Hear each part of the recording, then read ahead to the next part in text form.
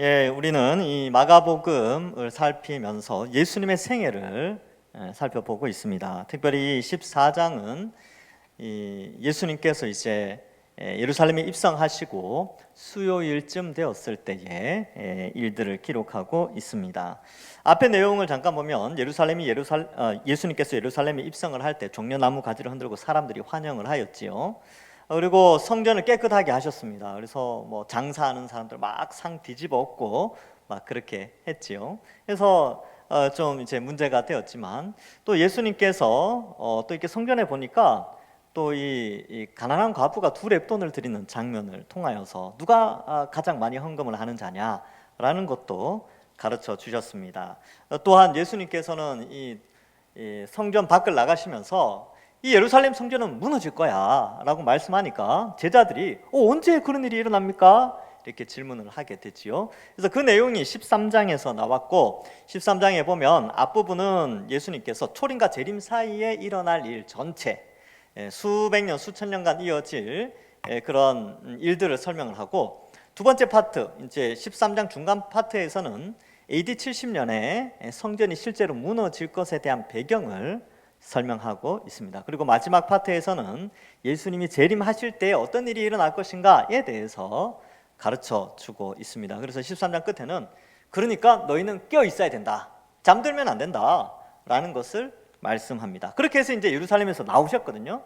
예루살렘 안에서 잠을 잘 수 없었기 때문에 예루살렘 남쪽에 한 3km 정도 되는 지역에 베다니라는 마을이 있었습니다. 그래서 이 명절이 가까워 오기 때문에 많은 사람들이 예루살렘에 평소보다는 몇 배의 사람들이 몰려들게 됩니다.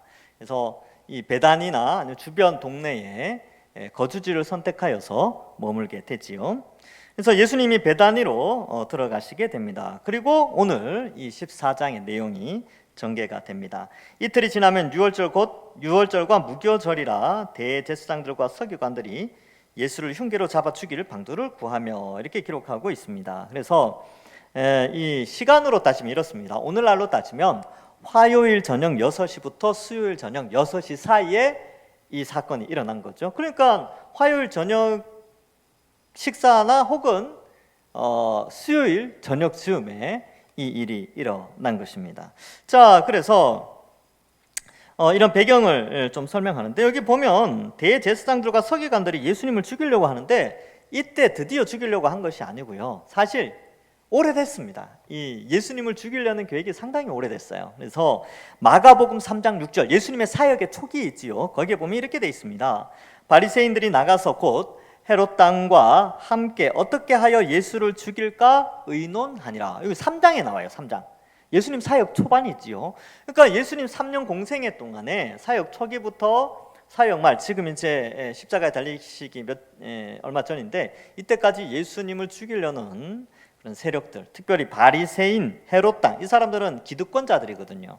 유대 사회 속에서 권력을 가지고 있던 자들인데 이들이 예수님을 죽이려고 의논하였습니다. 뿐만 아니라 마가복음 11장 18절, 그래서 예수님이 성전에 예루살렘에 입성을 하시고 성전을 청결하게 하시면서 어떤 반응을 또 보이느냐 하면 마가복음 11장 18절에 보면 대제사장들과 서기관들이 듣고 예수를 어떻게 죽일까 하고 꾀하니 이는 무리가 다 그의 교훈에 놀랍게 여김으로 그를 두려워하밀러라, 이렇게 기록하고 있습니다.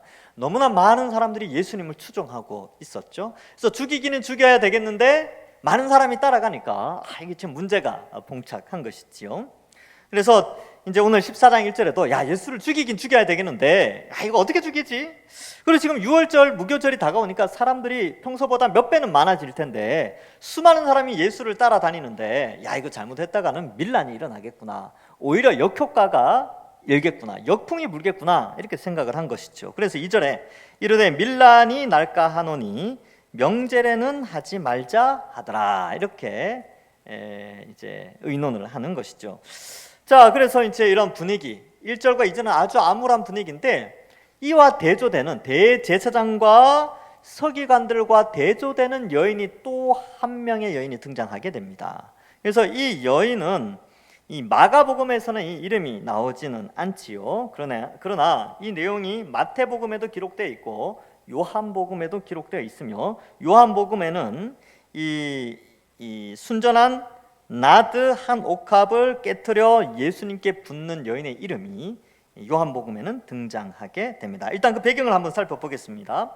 자, 3절부터 9절까지는 이 여인 사건이에요. 그리고 우리 오늘 본문에 보면 10절과 11절에는 다시 이 대제사장과 서기관, 그리고 예수님을 팔고 죽이려는, 이제 예수님을 파는 가룟 유다가 등장하죠. 그러면 이 유대인의 문화 구조에 이 샌드위치 구조라는 게 있습니다. 이게 뭐냐면 한 사건과 한 사건 사이에 어떤 다른 사건을 넣어서 그 다른 사건을 강조하는 거죠. 이렇게 샌드위치처럼 이제 죽이려는 음모, 죽이려는 실행, 그 사이에 이 여인이 향유를 붓는 장면을 집어넣어요. 그래서 이 여인을 강조하면서 양쪽에 있는 인물들과 대비를 하면서 어떤 메시지를 전달한다는 겁니다.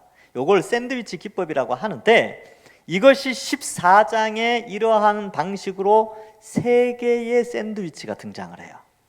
그래서 오늘은 첫 번째 샌드위치, 그러니까 죽이려고 하고 향유를 붓는 여인이 등장하고 또 죽이려고 시행하는 그런 이런 구조로 되어 있는 것을 좀 살펴보겠습니다. 자, 3절에 예수께서 베다니 나병 환자 시몬의 집에서 식사하실 때 이렇게 되는데, 이 나병 환자 시몬에 대한 정보가 여기 말고는 없습니다. 그래서 많은 사람들이 추측하기를 예수님으로 말미암아 나병이 나았을 것이다. 그래서 그 은혜에 감사하고, 또 예루살렘에 종려나무 가지 흔들고 사람들이 이스라엘의 구주로 예수님을 맞이하고 왕으로 등극할 예수님을 맞이하는 그 기쁨 가운데 이 나병 환자 시몬도 그 기쁨을 축하하기 위하여서 베다니에서 예수님을 초청하여 잔치를 베푼다라는 것을 알 수 있습니다. 그래서 저녁에 식사를 하시죠. 그래서 이러한 내용들로 되어 있고요. 이 요한복음 12장 2절에 보면 이런 내용이 나옵니다. 거기서 예수를 위하여 잔치할세, 이렇게 되어 있죠. 지금 마가복음에는 그냥 식사하실 때 이렇게 되어 있는데, 그 식사의 목적이 요한복음에는 예수를 위하여 잔치할세, 마르다는 일을 하고 나사로는 예수와 함께 앉은 자 중에 있더라, 이렇게 기록하고 있어요. 자, 그러면 나병 환자 시몬의 집에 지금 나사로도 있고요, 마르다도 있고요, 또 요한복음에는 이 여인이 마리아로 기록하고 있습니다. 이 3남매가 같이 등장하게 됐죠. 그래서 이 나병 환자 시몬의 집에 이 3남매가 초청을 받았든지, 혹은 예수님이 있다는 소문을 듣고 와서 말씀을 듣기 위해서 왔다든지, 또 마르다 같은 경우는 이 식사, 이 잔치 자리를 돕기 위해서 열심히 일을 하고 있는 그런 모습을 표현하고 있습니다. 그러나 이 대체적으로 이 식사, 그리고 이 대접하는 것은 바로 예수님이 왕으로 예루살렘에 들어오셨기 때문에, 왕이신 예수님이 이제 그들이 생각하기에는, 야, 이제 예수님이 예루살렘에 와서 다윗의 후손으로서, 다윗의 자손으로서 저 로마와 싸워 독립된 이스라엘을, 하나님이 약속하신 이스라엘을 회복하실 것이다 라는 기대감으로 많은 사람들이 예수님을 영접하게 됩니다. 그러한 장치죠. 예수님도 그걸 부정하지 않습니다. 왜냐하면 예수님이 이 땅에 왕으로 오셨거든요. 온 인류의 왕으로 오셨고, 새 이스라엘, 그러니까 혈통적 이스라엘이 아닌 새 이스라엘을 형성하여서 그의 백성들을 구원하여 하나님 나라를 이 땅 가운데서 이미 임하게 하시고, 아직 완성되진 않았지만 그의 백성들을 불러 모으시기 위하여 이 땅에 오셨기 때문에 예수님 역시 왕으로 오셨죠. 그래서 왕으로 대접받는 것은 당연하다는 것을 또한 예수님도 알고 있었습니다. 그러나 사람들이 생각하는 왕과 예수님이 계획하신 왕의 길이 달랐죠. 예수님은 그의 백성을 건져주기 위하여 백성들의 죄의 형벌을 대신하여 십자가에 당당하게 매달리시는 그런 왕으로 묘사되고 있습니다. 이 내용은 이제 요한복음에서 특별히 왕으로서의 예수님을 강조하고 있습니다. 자, 그래서 일단 이 나병 환자 시몬의 집에 대한 배경을 우리가 좀 살펴봤고요. 여기 이제 한 여자가 요한복음 12장 3절에 이렇게 되어 있습니다. 마리아는 지극히 비싼 향유 곧 순전한 나드 한 건을 가져와서 예수의 발에 붓고 자기 머리털로 그의 발을 닦으니 향유 냄새가 집에 가득하더라, 이렇게 되어 있죠. 근데 여기 보면 마가복음 14장 3절에 보면 한 여자가 매우 값진 향유 곧 순전한 나다 한 옥합을 가지고 와서 그 옥합을 깨트려 예수의 머리에 부으니. 좀 차이가 있지 않습니까? 요한복음과 두 가지 차이가 있어요. 첫 번째는 여자가 옥합을 깨트려요. 그죠? 깨트린다는 표현이 여기 나오고요. 두 번째, 마가복음에는 머리에 부어요. 예수님 머리에. 근데 요한복음에는 발에 붓고 머리카락으로 발을 이렇게 닦는 그런 장면이 나오죠. 이 묘사가 다른데 이걸 종합해 보면 머리에 부어서 발까지 기름이 흐를 정도로 많은 양이었다. 이 한 근이라고 되어 있죠. 요한복음에는. 그리고 머리에 흘러서 발끝까지 내려가는 이 장면은 왕의 대관식, 그리고 제사장의 대제사장의 위임식, 선지자가 다음 선지자로 이양할 때의 장면을 연상케 합니다. 그때도 많은 양의 기름을 붓게 되지요. 그러니까 단순히 몇 방울 떨어뜨리는 정도가 아니라 왕의 대관식과 같이 왕요, 제사장이요, 선지자로서 오신 예수님의 이 삼중직을 의미하는 의미로 기름이 흘러내렸다라는 것을 표현하고, 그 향이 얼마나 강하냐면 이게 온 방을 가득 채웁니다. 그래서 그 향을 내는 사람의 명예를 높여주는 그런 의미가 있어요. 근데 이제 예수님이 이때는 이 마리아가 이 머리에 붓고 발을 닦이고 할 때는 그 방 안에만, 그 집에만 이 향이 가득했겠죠. 그러나 예수님의 보혈의 향기는 이제 온 세상에 퍼져서 이 여인과 함께 이 소문이, 이제 이 여인, 이 예수 그리스도의 복음의 향기가 전 세계에 퍼질 때 이 여인도 함께 이 이야기가 퍼지게 되는 것이죠. 자, 어쨌든 여기에 이제 그 머리에 붓고 발에 붓는다 이런 표현이 있는데 이것은 왕의 등극을 의미하게 됩니다. 근데 여기 보면 이제 여러분 옥합에 들어 있는데 그걸 왜 깨트렸을까요? 그냥 뚜껑 열어서 부으면 되잖아요. 그래서 몇 가지 추측이 있습니다. 여러 가지 추측이 있는데 제가 좀 설득되어지는 것은 그런 겁니다. 첫 번째는 이게 밀봉이 되어 있었다. 즉 오래 보관하기 위하여서. 그러니까 이제 깨트리지 않으면 부을 수 없는 상태. 그러니까 이제 마리아가 자신의 먼 미래를 준비하기 위해서 이걸 미리 예비를 해둔 것 같아요. 그런데 이제 그 깨트려야지만 이게 흘러나올 수 있고, 두 번째로는 후크라는 신학자가 당시의 장례법에는 향유를 시체에 부을 때 그 향유를 담은 병을 무덤에 두고 오는 풍습이 있었대요. 근데 그때의 향유병을 깨트리는 풍습이 있었답니다. 그래서 이 여인이 이 향유 옥합을 깨트려서 부었다는 것은 장례를 준비한 것을 상징적으로 보여주는 것이다. 이렇게 또 해석을 하기도 합니다. 또 뭐 여러 가지 해석이 있겠지만 저는 이 두 해석이 참 괜찮은 것 같아요. 자, 그래서 어쨌든 깨트려서 예수님의 머리에 붓죠. 근데 이게 아주 낯선 그런 사건이 아니고 당대에는 좀 익숙한 사건입니다. 존귀한 사람, 존귀한 손님이 오면 그 집에 값진 향수의 기름을 그에게 부어 그의 향기가 온 집에 가득하여서 그의 명예를 높여주는 그런 문화적인 행사, 일종의 퍼포먼스 같은 것이죠. 상대방을 높여주는 그런 것인데 우리가 볼 때는 좀 안 익숙해요. 우리가 볼 때 안 익숙하죠. 여러분 손님이 왔는데 머리에 기름을 부어. 그거 이상하지 않습니까? 그죠? 근데 이때는 이게 아주 존귀한 상대방을 예우하는, 그리고 왕의 대관식과 선지자의 등극식, 제사장의 위임식과 같은 그런 아름다운 모습을 상징하는 것이다라는 것을 보여줍니다. 그런데 예수님은 이 마리아가 어떤 의도로 한지는 명확하게 본문에 나오진 않지만 그것을 장례를 준비하는 것으로 이 의미를 다시 재해석하시게 됩니다. 자, 4절에 보면 어떤 사람이 화를 내어 서로 말하되 어찌하여 이 향유를 허비하는가 이렇게 기록하고 있습니다. 여러분 이 표현을 보면 이 어떤 사람들과 이 한 여자가 대비가 되죠. 근데 이 어떤 사람들이 누구냐라고 하면요, 이 요한복음에는 가룟 유다로 나오는데 우리가 여기서 좀 생각해 볼 게 있어요. 요 4절로 넘어가기 전에 다시 한번 이 여인을 생각하면서 이 여인은 어떻게 이렇게 값진 향유를 예수님께 드릴 수 있었을까? 이 마리아는, 그죠? 그래서 마리아와 마르다, 나사로의 삶을 한번 추적해서 살펴볼 필요가 있어요. 마리아, 마르다가 나오는 사건은 요한복음 11장에 나사로가 죽었을 때 마르다와 마리아가 나옵니다. 그리고 누가복음 10장에 마르다와 마리아가 나와요. 누가복음 10장에는 아주 잘 아는 내용이 있지요. 누가복음 10장 38절에서 42절에 이런 내용이 나옵니다. 그들이 길 갈 때에 예수께서 한 마을에 들어가시매, 그들은 이제 예수님과 제자들 있죠. 한 마을, 여기 베다니에 들어가신 거죠. 마르다라 이름하는 한 여자가 자기 집에 영접하더라.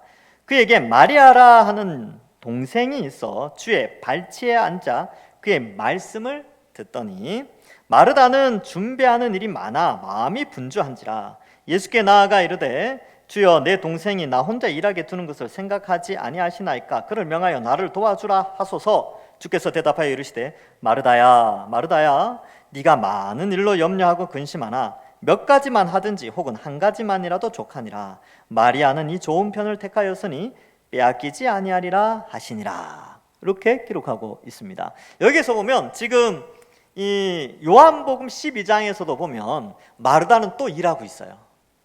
이 잔치를 또 준비하고 열심히 일하죠. 마리아는 또 예수님 발 앞에 갑니다. 또 예수님 발 앞에 가서 엎드리고 또 그에게 예수님께 향유를 붓지요. 이런 거 보면 이 하나님께서 마리아를 좀 귀하게 쓰시는 것 같아요. 말씀을 잘 듣는 마리아, 그리고 그 말씀을, 예수님의 발치에서 말씀을 잘 듣던 그 마리아가 믿음이 생겨서 어떻게 해요?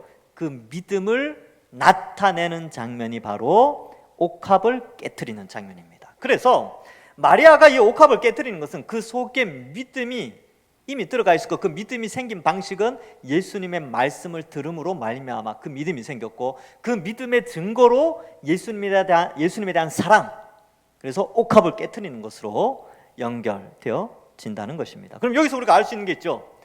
말씀을 가까이 하고 말씀을 사모하는 사람은요, 자기에게 어떠한 희생이 있다 할지라도 예수님을 우선순위에 둡니다.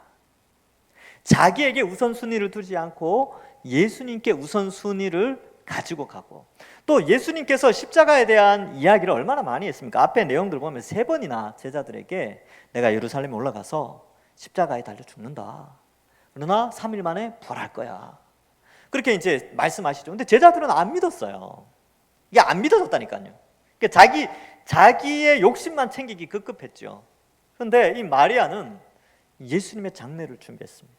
물론 해석이 여러 가지예요. 이미 예수님이 죽을 걸 알고 있었다, 예수님이 이미 십자가에 대한 이야기를 많이 했기 때문에 마리아도 알고 있었다, 이렇게 이야기하는 것도 있고, 몰랐지만 이 마리아는 단순히 왕으로서 기름을 부은 것이지만 예수님이 추후에 이 사건을 가지고 장례의 의미를 부여하셨다, 이런 의미로 해석하는 경우도 있습니다. 저는 둘 다 괜찮다고 생각합니다. 어쨌든 마리아는 최고의 선택을 여기에서도 하게 됩니다. 여기에서도. 그래서 주를 위하여 자신의 가진 것을 허비하는 것이죠. 근데 허비라는 용어를 썼지만 최고의 선택이지요.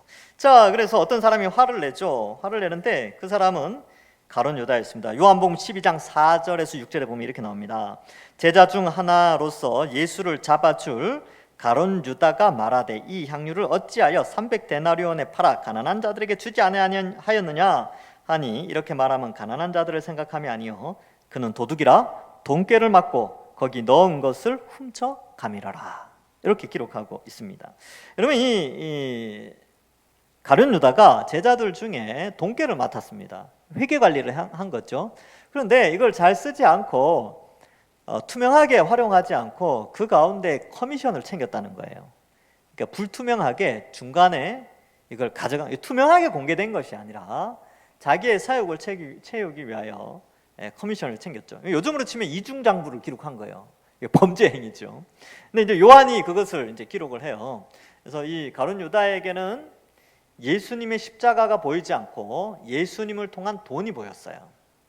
그래서 그 차이를 좀 나타내고, 이 여인에게 있어서는 향유 한 나드 300데나리온이 눈에 보인 것이 아니라 그 너머에 있는 예수 그리스도의 십자가가 보인 것이죠. 그래서 로버트 스타인이라는 유명한 복음서에 전 세계적으로 인정받는 신학자, 탁월한 신학자가 있습니다. 로버트 스타인. 이분 이름은 제가 20년 전부터 들어왔던 것 같아요. 하도 유명해서. 이분이 마가복음을 아주 두껍게 한 이만큼 이제 주석서를 썼어요. 엄청 두꺼워요. 거기에 이 내용이 나오는데 이렇게 기록하고 있습니다. 마리아는 자신의 믿음을 통해 돈을 희생시키지만 가룟 유다는 돈을 위해 자신의 믿음을 희생시킨다. 멋진 말 아닙니까? 이 본문의 이 장면을 하나의 문장으로 딱 정의를 내렸어요. 믿음으로 돈을 들였다. 돈을 위해 믿음을 버렸다. 이 대조가 이루어지는 것이지요. 그리고 믿음이 없는 대제사장들과 서기관들은 예수님을 죽음에 이르게 하지요. 믿음이 있는 자와 믿음이 없는 자의 삶에 추구하는 방향이 어떻게 다른가를 나타내고 있는 것입니다.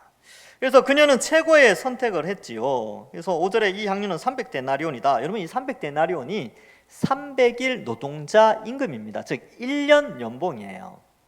노동자 1년 연봉. 근데 여기에 보면 300데나리온 이상이라고 돼 있죠. 이상. 이거 오늘날로 치면 3,500만 원 이상 정도 하는 거예요.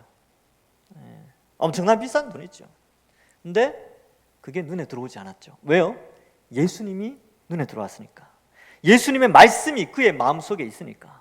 돈이 중요한 게 아니에요. 이 결정적인 예수님이 십자가에 달려 죽으시기 바로 직전에 하나님의 구속 사역을 이루시는 그 십자가 사건 앞에 그가 선택한 것은 그가 가진 전부를 주를 위해서 드리는 것이죠. 주의 영광을 위하여서.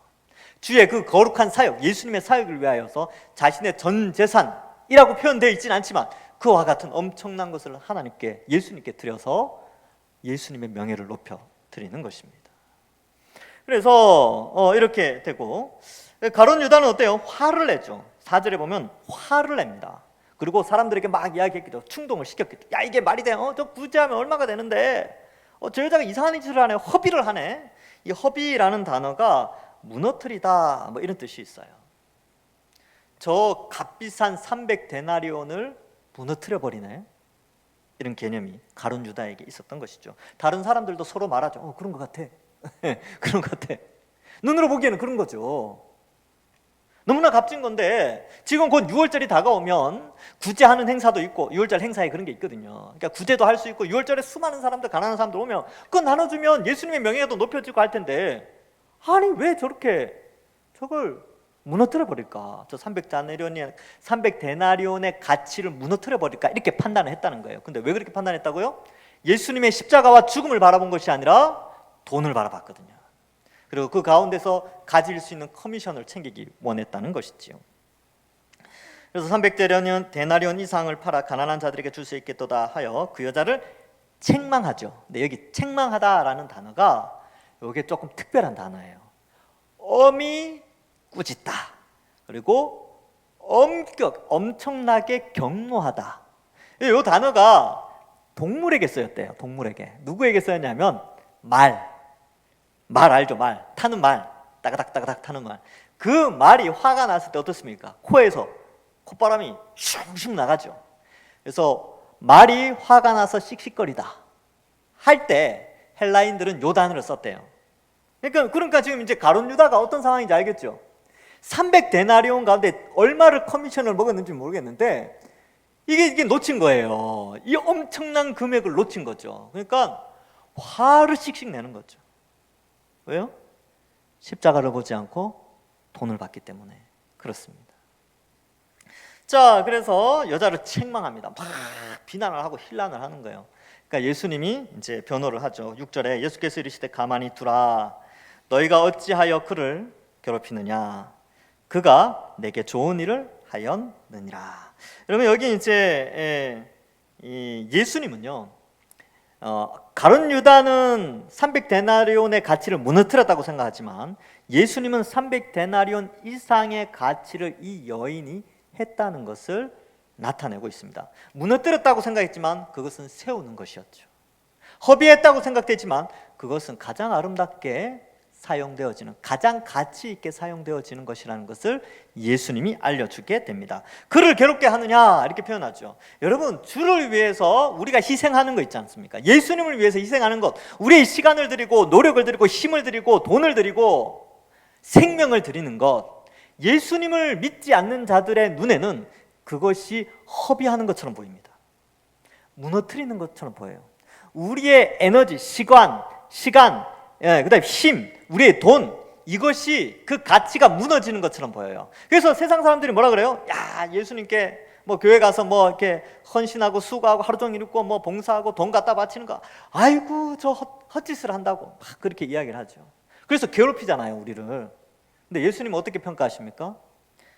너희가 어찌하여 그를 괴롭게 하느냐. 여러분, 우리가 예수님을 위해서, 하나님을 위해서 우리의 시간을 투자하고 우리의 에너지를 투자하고 우리의 돈을 하나님 나라와 교회를 위해서 헌금을 하고 하는 것이 믿음이 없는 사람 눈에는 허비하고 무너지는 것처럼 보이지만 예수님의 눈에는 가장 가치 있게 쓰이는 것으로 보여진다는 것입니다. 여러분, 경기가 어렵다고 하죠. 돈이 이제 자산 가치가 낮아지는 시대에 살고 있습니다. 저도 그것을 많이 느낍니다. 뭐 이제 요즘 장 보면 그렇잖아요. 여러분, 주부들 장 보면 그렇죠. 우리 이제 뭐 권사님들 뭐 야채 하나 살려 그래도 얼마나 많이 올랐습니까? 이럴 때에 여러분, 우리가 예수 그리스도의 십자가를 딱 놓쳐버리면요, 돈에 집중하게 돼요. 그래서 십자가를 선택하는 것이 아니라 돈을 선택하게 됩니다. 십자가가 눈에 안 보여요.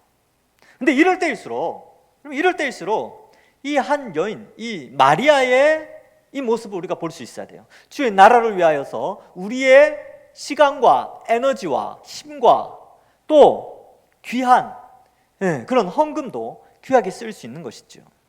앞에 13장, 12장 끝부분에 나왔던 과부의 두 랩돈 기억나십니까? 예수님이 뭐라고 평가하셨습니까? 전 재산을 드렸다. 오늘 헌금한 사람 중에 저 여인이 제일 많이 드렸다. 그것이 하나님이 바라보시는, 우리를 바라보시는 입장이에요. 오늘 이 장면도 마찬가지죠. 믿음이 없는 자가 바라보는 모습과 예수님이 바라보는 모습이 너무나 큰 차이가 나는 것이죠. 그가 내게 좋은 일을 하였다. 이거 끝난 겁니다. 이거 예수님 칭찬받으면 끝난 거예요. 이 명예는 영원한 거죠. 그래서 7절에 보면 가난한 자들은 항상 너희와 함께 있으니 아무 때라도 원하는 대로 도울 수 있거니와. 구제하는 것을 무시하는 게 아니에요. 예수님께서 지금 이 시점에서, 지금 이틀 후면, 그죠? 목요일 밤에 잡히고 금요일 날 십자가에 달리시게 되는데, 지금 수요일 날 이제 바로 앞에 있는 십자가 앞에서 이 의미를 설명해 내고 있는 것입니다. 그만큼 가치 있는 일이다. 우리가 이제 뭐 여러분들이 헌금을 하고 또 봉사를 하고 또 수요일 날 나와서 이 저녁 시간에 집에서 TV 봐도 되는데 나와서 말씀 듣고 또 같이 기도하고 새벽에 기도하고 금요 기도에 나와서 기도하고 또 평일날 그 아까운 시간 쪽에서 말씀 읽고 기도하고, 그게 예수님이 보실 때는 좋은 일이라는 거예요. 헛된 일이 아니에요. 세상은 허비한다고 생각할 수 있지, 세상은 시간을 허비하고 에너지를 허비한다고 생각할 수 있지만, 아니요, 예수님이 보실 때는 너무나 값진 일이고 귀한 일입니다. 그것을 우리는 아는 것이죠. 그래서 이 여인은 괴로웠을 수 있죠. 이런 이제 자기 나름대로 멋지게 이제 예수님 위해서 했는데 막 사람들 비난하니까 얼마나 힘들었을까요, 마음이. 근데 예수님이 칭찬하고 있습니다. 우리도 마찬가지죠. 우리도 열심히 주를 위해서 뭔가를 했는데 사람들이 막 비난해요. 야, 왜 그렇게 하냐, 왜 그렇게까지 하느냐. 그럴 때에 낙심하지 않는 겁니다. 예수님이 평가하시는 평가, 그게 중요한 것이죠. 자, 그래서 나는 너희와 항상 함께 있지 아니하리라. 그는 힘을 다하여. 멋지지 않습니까, 이 표현? 예수님이 저한테도 이런 말 했으면 좋겠습니다. 야, 너 진짜 힘을 다하여 사역했구나. 너 힘을 다하여 귀한 일 감당했구나. 저도 이 말 들었으면 좋겠습니다. 참 연약해요. 그러지 못한 것 같아서, 힘을 다하지 못하는 것 같아서 늘 하나님 앞에 죄송할 뿐이지요. 근데 한번 노력해 봅시다. 좀 더 같이 노력합시다. 주님께서 이 칭찬 우리한테 하도록. 너 힘을 다했구나. 너 시간을 다했구나. 너 가진 거 그거 다해서 귀하게 썼구나. 그래서 힘을 다하여 내 몸에 향유를 부어 내 장례를 미리 준비하였느니라. 이렇게 말씀하시고 9절에 결론을 내리시죠. 내가 진실로 너희에게 이르노니 온 천하에 어디서든지 복음이 전파되는 곳에 이 여자가 행한 일도 말하여 그를 기억하리라 하시니라. 와, 이것만큼 명예로운 게 어디 있습니까? 2000년 동안 마리아의 이름이 예수님을 왕으로 인정한 그의 엄청난 가치를 가진 그거 예수님께 부어드렸어요. 그래서 어떻습니까? 마태, 마가, 요한복음에 기록되어 있습니다. 누가복음 7장에도 한 여인이 머리에 기름 붓는 장면이 나오는데 그건 다른 여인이에요. 그건 이 사건과 별개의 사건입니다. 어쨌든 복음이 전파되어지는 곳에 이 마리아의 헌신과 믿음의 열매가 칭찬받는 것이죠. 그 여인이 얼마나 위로를 받았을까요? 그죠? 우와, 사람들이 막 그렇게 생각해요. 우와, 왕이신 예수님이 저 여자를 칭찬하다니. 이 여인은 이제 영원히 이제 주님 나라 가서도 여전히 칭찬받죠. 우리도 마찬가지입니다. 이 땅에서 많은 사람들이 우리를 괴롭히고 비난하고 여기 나오듯이 막 그죠? 책망하고 막 그럴 수 있지요. 세상 믿지 않는 자들이. 그러나 하나님의 칭찬은 영원히 존재하게 됩니다. 어떤 사람은 너무 아껴요. 너무 아껴요. 근데 좀 넓게 생각합시다. 주의 나라를 위하여서. 저는 그렇게 생각합니다. 그래서 어떤 분은 저한테도 그런 말도, 저에게도 그런 말을 해요. 헌금 너무 많이 하면 안 돼요. 저는 뭐 동의할 수는 없습니다만 제가 할 수 있는 만큼 합니다. 난 나중에 칭찬받아야 될 거 아닙니까? 야, 너 힘을 다해서 섬겼구나. 네가 먼저 모범을 보였구나, 목사로서. 저 그 말 듣고 싶어요, 사실. 그래서 그렇게 하는 겁니다. 그래서 여기 이제 수요 예배에 나오신 분들은 시험 들지 않으니까 제가 이제 어느 정도 신앙이 있으니까 이렇게까지 좀 세게 이야기를 하죠. 저는 그렇게 생각합니다. 저도 칭찬받고 싶어요, 하나님 앞에. 여러분들도 그런 칭찬 같이 받읍시다. 살면 얼마나 더 삽니까? 100년도 더 못 사는데 영원히 수천 년, 수백 년, 수억만 년 동안 하나님한테 칭찬 들으면 좋잖아요. 같이 칭찬 받읍시다. 자, 그래서 영원히 기억되는 것이죠. 아유, 여인은 진짜, 이 마리아는 기회를 탁월하게 잘 잡아요. 누가복음 10장에서도 예수님 발 앞에서 말씀 요렇게 듣고 있었잖아요. 그리고 이때 이제 십자가에 달리기 이틀 전에 이때 마침 베다니에 있으니까 이 기회를 잡은 거죠. 왔다. 내가 가진 것 주를 위해서 헌신해야지. 그만큼 사랑했다는 겁니다. 돈이 눈에 보인 것이 아니라 예수님이 눈에 보였고 십자가가 눈에 보였죠. 자, 그런데 예수님이 아무리 그렇게 이야기를 해도 가룟 유다나 대제사장과 서기관들은 불신자였으니까 결국 예수님을 거부하게 됩니다. 10절과 11절에 보면 12 중에 하나인 가룟 유다가 예수를 넘겨주려고 대제사장들에게 가매 그들이 듣고 기뻐하며 돈을 주기로 약속하니 유다가 예수를 어떻게 넘겨줄까 하고 그 기회를 찾더라. 자, 여기서 이제 좀 우리가 좀 궁금한 게 있는데, 아니 왜 꼭 가룟 유다를 통해서 잡을 수 있을까? 왜냐하면 여러분, 예수님이 이동을 하면 수많은 사람이 몰려다녔어요. 그러면 함부로 잡을 수 없겠죠. 그러면 예수님의 이동 경로에 대한 정보가 필요해요. 그래서 사람들이 없을 때 또 이 대제사장과 서기관들이 빨리 잡아서 죽일 수 있는 기회를 봐야 되는데 그 기회가 잘 없는 거예요. 왜냐하면 정보가 없으니까. 그런데 가룟 유다가 와서 정보를 주겠다는 거예요. 그래서 그 정보를 흘리죠. 그래서 예수님이 감남산으로 가실 때에 이제 이렇게 마지막 만찬을 하고 감남산으로 가실 때, 그때는 많은 사람, 밤이니까 사람들이 많지 않았어요. 쉽게 잡을 수 있는, 그리고 정보를 흘려줬겠죠. 그래서 잡게 되는 겁니다. 그리고 돈을 지불받습니다. 그럼 가룟 유다는 왜 배신을 했을까? 첫 번째, 예수님이 자꾸 십자가 이야기를 하는 거예요. 자꾸 죽는다 그러고 부활을 이야기하는데 이 가룟 유다에게는 아주 믿음이 있었어요. 어떤 믿음이 있었냐면 예수님이 죽을 것 같다라는 믿음이 있었어요. 근데 안타깝게도 뒤에 부활하신다는 믿음은 없었어요. 예수님은 죽는다는 말과 부활한다는 말을 같이 하셨는데 부활을 믿지 않았습니다. 부분적으로 어떤 것은 받아들이고 어떤 것은 받아들이지 않죠. 그래서 예수님이 죽으면 어떻게 되느냐? 돈에 능한 자니까 머리를 굴렸겠죠. 돈 나올 데가 없겠구나. 그래서 돈 나올 구멍이 없겠구나. 지금 300데나리온 이것도 이 기회를 놓쳤는데 이제 곧 주님이 죽을 것 같으니까, 예수님 죽을 것 같으니까 마지막 기회를 잡는 것이죠. 야, 돈 생기는 방법이 없을까? 결국 은 30에 팔게 되는 것이죠. 당시 노예를 사고 팔 때 거래되는 양이 은 30, 20에서 30 정도 됩니다. 그러니까 노예 값을 받고 판 거죠. 그래서 돈주머니를 들고 이제 오게 되는 것이죠. 여러분, 돈을 바라보면 십자가를 못 보게 되고 믿음을 버리게 됩니다. 경제가 어렵죠. 자본주의 사회지요. 우리가 다 노예였다면 어땠을까요? 옛날에 조선시대 때 노비들이었으면 돈 욕심이 별로 없었을 거예요. 구조적으로 가질 수 없으니까. 근데 자본주의 시대, 민주주의 시대가 되면서 봉건체제가 무너지고 누구나 재물을 가질 수 있게 되면서 돈에 대한 집착이 누구에게나 다 있는 그런 시대에 돈이 필요 없다는 게 아닙니다. 누구나 우리는 살아가기 위해서 돈이 필요하지요. 그런데 십자가나 예수님을 바라보는 것이 아니고 나의 죄의 형벌을 대신하여 십자가에 죽으신 예수 그리스도를 바라보는 것이 아니라 그 예수 그리스도를 통하여 나의 돈을 챙기고자 한다면 가룟 유다와 뭐가 다르겠습니까?